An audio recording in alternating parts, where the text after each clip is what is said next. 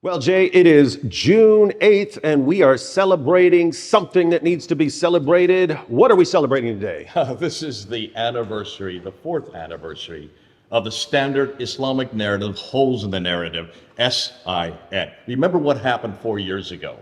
Well, to understand what happened 4 years ago, you're going to have to go back to 2016.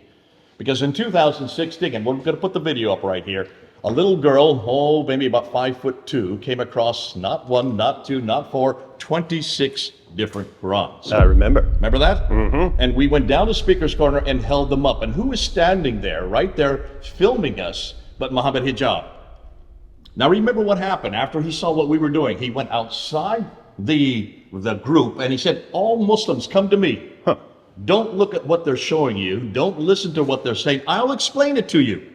This is June of 2016. Wait. Is this the same Muhammad Hijab who've been going around telling everyone about the perfect dot for dot, letter for letter preservation of the Quran? That's that it. guy? Now, why does he have to say that? Why is it perfectly preserved? Because the Quran says that in chapter 85. Chapter 85, verse 21 and 22. But it's not just that. It says it has never changed. That's in chapter 10, verse 15, chapter 18, verse 27. And why does it never change? Because Allah himself guards it in chapter 15, verse 9. So don't get upset with Muhammad Hijab. He has to say that. Everybody has said that. Being a good Muslim. Being a good Muslim. Being a good Muslim. Obviously, something happened, though, in 2016. What? He didn't say much, did he? He didn't have much to tell them, did he? No. So 4 years later, he needed help, didn't he? Yeah. So who did he go to? He went to Sheikh Yasser Qadhi because the interesting thing that happened was, for years you got the Dawah fans, they go to their Dawah guy. The Dawah guy tells them perfect preservation right down to the letter. They believe that. A Christian tells them otherwise. They don't listen to the Christian. Who are you going to listen to? You're going to listen to a Christian, you're going to listen to your Dawah guy. So they listen to the Dawah guy. And that went back and forth until it was actually put in their faces. And what's amazing is these same Dawah fans will go back to their Dawah guy. "Hey, you said perfect letter for letter, dot for dot preservation, but she actually showed us the copies. What's going on here?" They keep going to him, and eventually he had to solve the problem. Why him specifically? Because he is the only one that's got a doctorate from Yale University on this very subject. He literally wrote the book on the sciences of the Quran. 1995, he got his doctorate. So we're now in 2020, so we're talking about 25 years later. He should know what he's talking about, don't you think? And his dad, Mazhar Qazi, was one of the people who popularized. I have Dawah books by Mazhar Qazi saying there has never been one letter's difference between any two Qurans in the history of the Quran. So he was raised, Yasser Qadhi was raised to believe this. And he said it many times. In fact, we're going to show you right here a clip of where he's saying it over and over and over again. Now, so he comes to him hoping that maybe he can answer. And you phoned me up and says, "Jay, you got to watch this." But you didn't know what was going to happen, did you? I didn't know what was going to happen. And we were shocked by what happened. What happened next? That was one of the greatest moments in the history of Dawah. Apologetics, polemics, everything all rolled into one. This was Muhammad Hijab trying to, he really seemed to think that Yasser Qadhi is going to fix all of this. Yeah. I'm talking to Yasser Qadhi. This is the man. He's the expert of the experts. He will explain how somehow there's just one Quran. He's gonna make it clear. So what did he do first? He put out his hand. Remember, he put out his hand. He said, "Listen, this is a blank sheet of paper. Tell me, blank mushaf. Which is the one that you're going to put on there? Which is the one that's the eternal Quran? Yeah. Which is the one that was revealed to Muhammad? Which was the one that Uthman wrote in 652? Tell me, which is it? The Hafs? Is it the Warsh? Is it the Hikisai?" Before he could answer, before he could stop his sentence, what did Yasser Qadhi say? It's not an easy question. That's right. Which it should be. If there's one Quran perfectly preserved, that should be the easiest question in the history of humanity. And it wasn't. But yeah, you saw in that interview, Yasser Qadhi basically begging Muhammad Hijab to stop. Off the camera. Remember stop that? it. Yeah, I'll talk to you afterwards. Please stop. This is not wise, Yaki. It's not wise. They're going to be hearing this out there. They're going to be hearing all of this. And this is when, just by Muhammad Hijab continuing to press him, because Hijab clearly thought, "No, I need to keep pushing. I need to keep pushing. Then he'll explain how all this fits together and there's only been one Quran." And just didn't work. And Yasser Qadhi ends up admitting. Before that, what did he say first? He said, "Remember, Al-Jazari, who is the world authority on the Qira'at, he wrote 80 books in the 1500s, and he never came to any conclusion. For the last 1,000 years, he said, the Muslim scholars don't know what to do with this question. if they don't know what to do with this question, what do you think I'm going to have to do with this question? And then he said one interesting thing. When he says, well, this should be an easy question. Is this what happened to you when you were at Yale University? Did you have a crisis of faith? He said, no, no, no, no. Not a crisis of faith, crisis of knowledge. And then he did a very interesting thing. He held the Quran up and he says, we have a respect for this Quran. We have a red line beyond which we don't go. There are certain questions we don't ask of this book. But at Yale University, there are no red lines. Yes, the non-Muslim scholars don't have those lines. And what did he say about the Western scholars? He said he said as Muslims, when we raise a question and someone gives us an answer, we just accept it. Right. And he said the Western academics, they'll keep pushing. And then he made this amazing admission. He said, and we know they're right because they're quoting our sources. So he's acknowledging that Muslims are accepting answers on why they have all these differences in the Quran. What did he say about Muhammad Hijab? He said, you in the East, are looking at you as if like the emperor with no clothes. Oh, yeah. You've got a real problem in here. Yeah. Then he gave his classic line. What was the classic line? And it's very clear to you and to every single very advanced student and specialist that the standard narrative has holes in it. That's what I'm going to say. Okay, David, what standard narrative? Yeah, it's interesting because a lot of us in apologetics, we started using that phrase to make fun of the idea of the perfect preservation, as if we're talking about the perfect preservation of the Quran. He's saying there are holes in that narrative. That's not. He was arguing much more extreme. He was talking about whether Muslim scholars actually have some sort of explanation of these different Qurans in terms of ahruf and kirat and so on. And he's saying Muslim scholars accept these answers, but if you listen to the Western academics and you figure out they're actually quoting your own sources to show that your explanations don't work, standard narrative has holes in it. Standard what narrative? The standard Now, Islamic what does that narrative. spell? Sin. Sin has holes in it. We know that all the time. We know that. So these are another hole that we're going to look at. Sin, the standard Islamic narrative is full of holes. This was not good enough for Muhammad Hijab. He got upset. He put his hand out a second time. Remember when he put it out finally?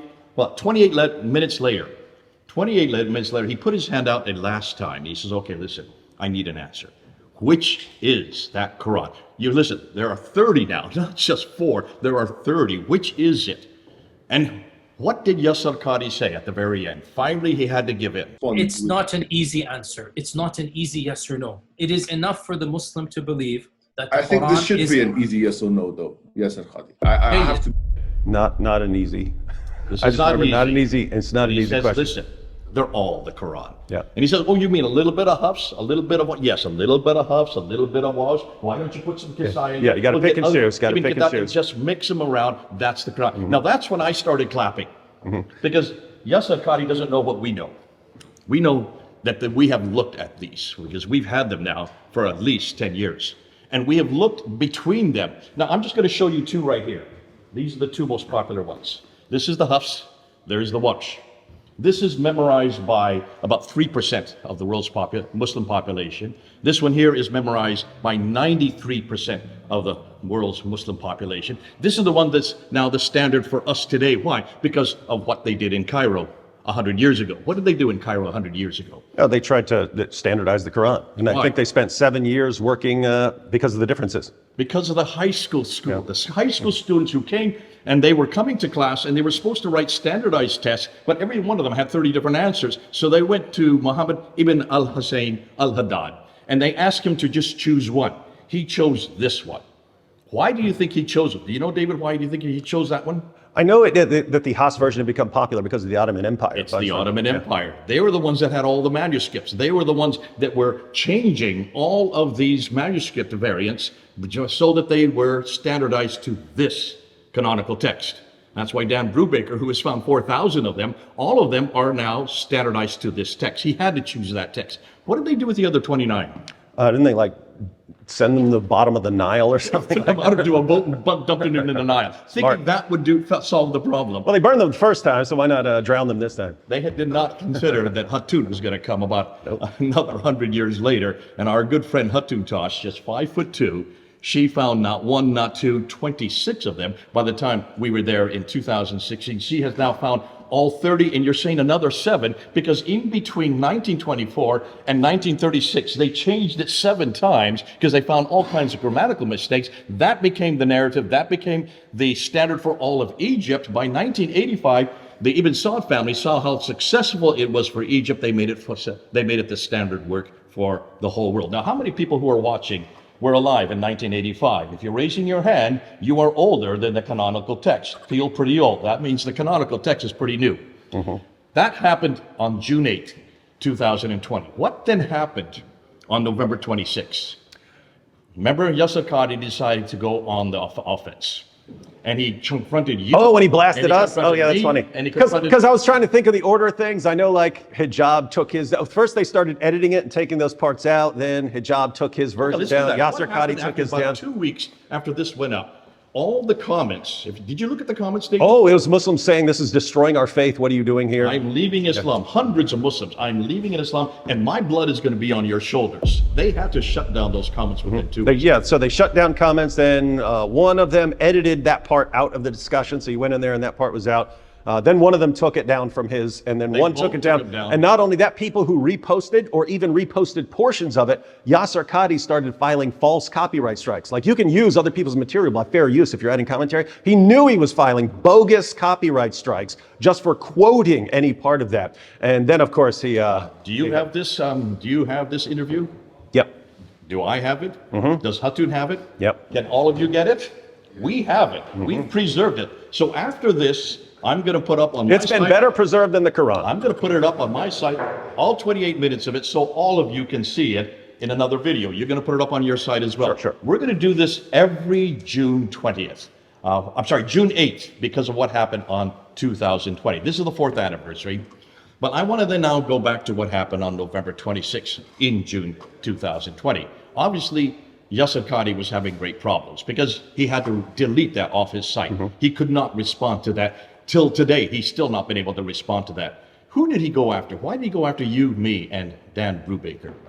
Because he likes us so much. Yeah, well, he does. I mean, he called us this word right here. Ultra crepidarians. We're called the ultra crepidarians. He called us a lot more than that. I think he called me an repulsive, repugnant, evil, vile jerk. That's right. And a lot of other things. But yeah, ultra crepidarians, that was the good one. This is the word. Do you all know what this means? Somebody who knows nothing about what they're talking about. Who do you think is the ultra crepidarian here?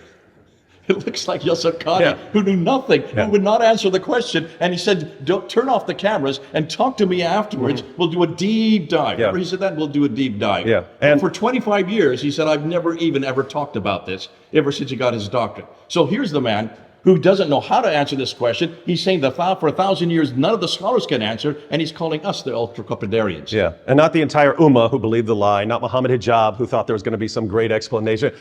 It's just amazing because we were the ones who were saying it all along. We were the ones who were right the entire time. The entire and time. you had Muslims who knew about the differences in the Quran, but who were lying about it. And then you had the Ummah and the Dawah guys who didn't know about it. They're all ignorant. We were right the entire time. The whole time. At the end of the day, when they finally admit we were right the entire time, we're the dumb ones and we're the bad guys. You know, we have a little thing to saying when we're little kids. I'm the rubber, you're the glue, bounce off me and stick on you. Yeah. It looks like it's bounced right off us, right back onto Yasser Qadhi, right back onto Muhammad Hijab. Now, we're going to do something right now.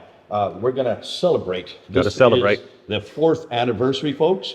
We're going to eat a little bit of our cake. We have a little bit of our cake.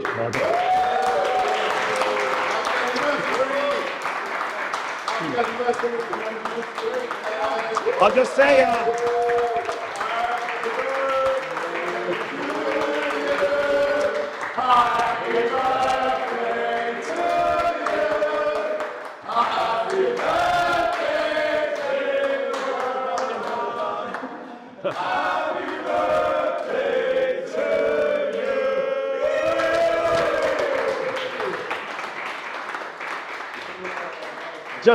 just wish Yasser Qadhi and Muhammad Hijab could be here to celebrate this. Well, they are. This is going to be sent to them. They'll send to them.